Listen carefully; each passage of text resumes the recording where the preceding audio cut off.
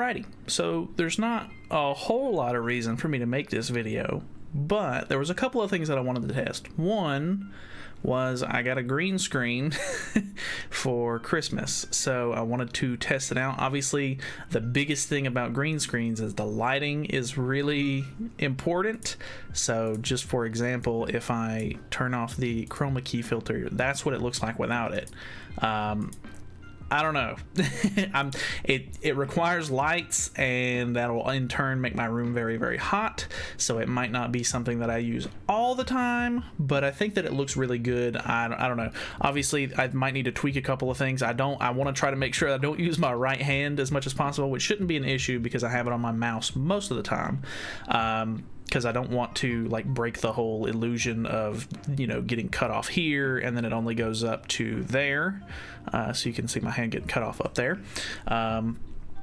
This piece right here, this thingy right here is my mic arm, but I don't think that I can get it completely out of frame without like moving my mic into a weird position, so it might just have to be there, which is a little unfortunate. And my camera angle, this is me looking at the gameplay because it's on my right monitor, which I guess I could change it to my left monitor and just be looking straight into the camera, but I don't like looking straight into the camera. I don't know, it just looks really weird, so I prefer like an offset camera, but this just seems like a little too much, like it's almost like a profile shot, which is a little odd. But I don't know, that's just the camera stuff. Another thing that I noticed after watching a video or two today is that I completely forgot about this green Easton, and her passive is actually pretty interesting because it increases allies' pierce rate, crit chance, and crit damage by 5% for every debuff applied on enemies. Limit of 8, which is funny because if you use Kyo and you have his Holy Relic, you immediately get 8 debuffs on the enemy turn 1. So if I'm not mistaken, I could be wrong with the math here, which the math isn't what's wrong, but the way it calculates into everything could be different. But I would assume with 8 stacks of this, immediately you should get a 40% increase to pierce rate, crit chance, and crit damage, which is pretty high. Especially crit damage itself is pretty nuts, which most of the like big units nowadays have a pretty high crit chance by default. But, you know, increasing that by 40% isn't going to hurt anything either. Along with pierce rate, it'll in turn give you a little bit more damage. So I think that she's just really interesting. I don't think my Easton is anything to really like write home about. Like I do have all, you can't see it, but behind me, I have all UR outfits. I'm missing one UR book. I have an SSR book in the place of that. And then I have one SSR cosmetic in the place here. And I do not have the Holy Relic. I don't really plan on getting the Holy Relic, although it seems pretty decent because it increases the hero's attack by 10% of all enemies attack in PvP, so that's honestly not bad. Or increases the hero's attack. I don't know if I said that or if I said allies, but I don't know. I'm not really looking for her to be the damage dealer. I think she's more of just kind of like an extra support kind of character that you can run with Kyo. So I mean, I didn't really want to use King, but I just figured I would test it out because he's, you know, he's not getting phased out of the meta or anything like that, but he's definitely gonna not be the new hotness in just a couple of, you know, days whenever Meliodas comes out. So I just wanted to use this team right here. Obviously, Kyo puts on a ton of ignites, which in turn are debuffs, which will hopefully proc her passive to increase our stats by a ton for those 3 specific substats. And then Zeldris, just in case you don't know, does 3% for every debuff all the way up to 8, but it's all basic stats. So that's just straight up increases on attack, defense, and HP, which is pretty good. So we're basically going to be getting a ton of buffs off of the fact that we're putting a ton of debuffs on, and we'll just see how it goes. You could probably see earlier that my Easton didn't have like upgraded cosmetics or anything like that, so I'm a little lacking on you can see the dog is just tall enough to where if he walks underneath the green screen, it just rubs his back. So it pushes down right there. So if the thing waves at all, it's probably just him moving in and out underneath it, which is a little bit unfortunate. I kind of wish I could pull it down just a bit further, but it is literally at its limit, which is a bit odd, but it is what it is. This is a bot, I think. Just testing damage here. That was already kind of a lot of damage. Okay, we didn't even get to put up the shield. Very interesting. I haven't been playing a whole lot of geared PvP, so this will also kind of help me secure my position in PvP at the moment. Bruh, you just keep walking back and forth. You can see the green screen like right down here. It just keeps like waving back and forth every now and then because he just keeps moving it. I also have an HP defense set on Easton, which isn't the greatest if I need to rely on her for damage. We'll test it out really quickly. Actually, if I put a debuff on first, we should potentially get more damage out of her. I'm not even going to use Kyo's card since I know it's a bot. But that's another thing, is that her debuff card at level 1 only stops recovery skills, which, if you're aware, in the meta right now, unless somebody's just randomly running like Gloxenia or maybe Lilia, which are not common at all, no one is basically going to have a recovery skill. So not really something I have to rely on because it's not going to get me anywhere. But hey, it is what it is. At level 2, it does block ultimate move gauge, I think. Like, they can't gain ultimate move gauge if I'm not mistaken. Either that or it blocks ultimate moves. I'm pretty sure it's move gauge though, which is cool, I guess. Not crazy, but it is what it is. So yeah, she's pretty supporty. The weak point damage can be pretty good. I'm not hating on that, but I don't have a gear set to really maximize on that. Plus, I mean, not that my CC is really low by any means, but I mean, I don't know. For most teams, I feel like anytime I watch big YouTubers play, they always have like 330k CC, which is insane because they have all of their units like 6/6 and such. So yeah, that can be quite the hindrance. I think we go for... Hopefully this will kill Amelia. If it doesn't, we lose King here. Or, well, we don't lose him, but he gets... I don't know if this is going to kill. Yeah, he gets frozen. Rip. Oh well, that's fine. We still have the shield on. He has to beat through it regardless. I don't know that we get rid of anything here. He's going to seal my level 2 skill, which is a little unfortunate as well. That did nothing. That is actually super unfortunate.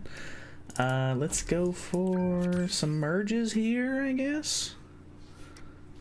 Maybe not. Maybe we should rush an ultimate?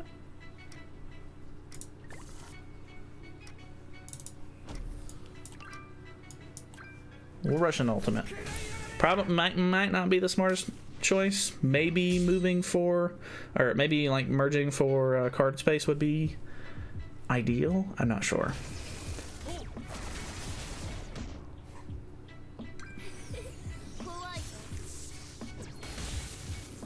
Quite a bit of damage on King there. Freezes. All right.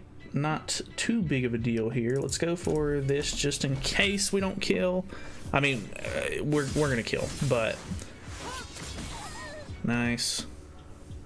A little bit of damage. Boom, boom, boom, boom. Yeah, really not all that great. Like I said though, she's using an HP defense set. I'm sure if I was using like an attack crit set on her or something like that, it would probably be a little bit more impressive, but I don't know. This is pretty much just a random video for me to test out. Just green screen, team stuff, a little, and also an excuse to play some geared PvP on camera a little bit. So, either way. All right, we're going to move on to the next match because this is pretty much over. So I'll see you in just a second. All right, we actually loaded in a little bit on this one, so I'm assuming it's a real player. 262 probably doesn't bode well for him.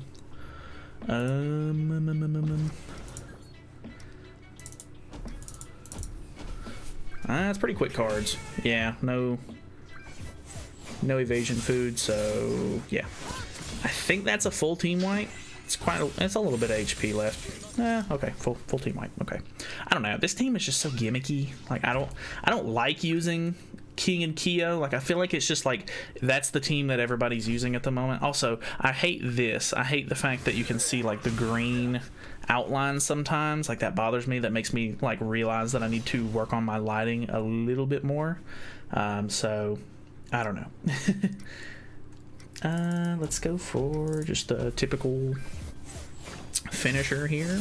Another thing that I've been thinking about a little bit, which I might just postpone for a second and talk about it in the next match because of this being the end of this match. We'll go ahead and move forward. I'll come back and we'll talk about Kyo. Okay. So we have another, okay, he's pretty decently high CC too, which leads me to believe that he's probably using CC food here, which means that I have a really good chance of just killing outright. Ooh, yeah. So I wanted to talk about Kyo because I've been thinking about Kyo's like history a lot over the last couple of days, and it's kind of crazy that he's at where he's at now, because you know, way back when I'll just keep talking, whatever, we'll watch the Q screen. I know that's unheard of in a PvP video, but Kyo has become quite the character, like absolutely like insane as a character. I feel like whenever he first got released in the original KOF collab, he was really good, and that's fine and dandy and all, but Zeldris wasn't out at the time, and there wasn't really a whole lot of characters that could like sort of give you a boost because of the character, so, or like because of debuffs. So it's kind of insane now, and there probably were people who were utilizing the combo beforehand, but I feel like more recently, because of the KOF collab coming back and Festival Zeldris being out at the time, like I don't remember seeing anybody like prior to the re-release of the KOF collab using Kyo and Zeldris, but it has become such a huge combo on a lot of teams to just obviously just boost your basic stats off of Zeldris being in the backline, which is pretty cool, because I feel like whenever you know, Festival Zeldris first came out, he got a lot of flack, and people were like, oh, this unit kind of sucks. He doesn't, you know, he's not very good as a festival unit, like he's not super OP broken. But honestly, I like the supporty style festival units a lot. Like they come in handy quite a bit. I know a lot of people really liked using liked using like Goddess Liz and stuff like that, but I don't know, Goddess Liz to me is just more annoying. Like she's more of like a toxic utility than an actual, like, you know, I don't know, I'm more of an aggressive player, so I like being able to see, you know, big stats. Like if I lose whatever, like, you know, if my character is squishy and I don't go first, then that's the risk that I took queuing in with a team that's aggressive instead of, you know, having survivability, I guess. But I don't know, it's just insane to think about the fact that you know, as soon as Kyo got re-released and people put two and two together that Zeldris could be paired with him, it has become such a staple. Like I felt like beforehand I only would see Death Pierce in the back slot for every team ever, basically. Nanashi got used a little bit here and there, and I think he's still pretty okay as far as like using him on like an amplify team, or just like to help a character who has amplify on the team, along with helping with survivability a little bit, because I think he raises your like crit resistance and crit defense. I can't remember exactly what his passive is, but he's in decent back slot as well. But it just, Kyo and Zeldris have become the norm, like the absolute like damage dealing supports. So it's kind of nuts. I don't know, it just kind of baffles me like how far he's come, I guess, which is pretty cool. But I don't know, that's pretty much it for the video. Thank you guys so much for watching. Give me thoughts and opinions. What do you think about the green screen? Because really, like, I mean, if you have any pro tips or anything like that for it as well. I think I've got it in a pretty decent spot. Like it looks pretty good. There's just like, you know, if there's a lot of movement, obviously you can see the green outline. Sometimes you can see the green outline a little bit more than, you know, other times. Like I feel like I can see it right there in the preview a little bit, but it's not like bright enough for me to actually notice. Obviously I should be able to see it a little bit better once I'm like, if I full screen video and this and that. Like, I don't know, just let me know what your thoughts are on the whole thing. That's pretty much all I've got for you. Hopefully you guys have enjoyed your New Year's. I think this is going up either New Year's Day or the day after New Year's. So hopefully you guys had a nice, you know, holiday and everything like that. Thank you guys so much for watching, and I will see you guys in the next one.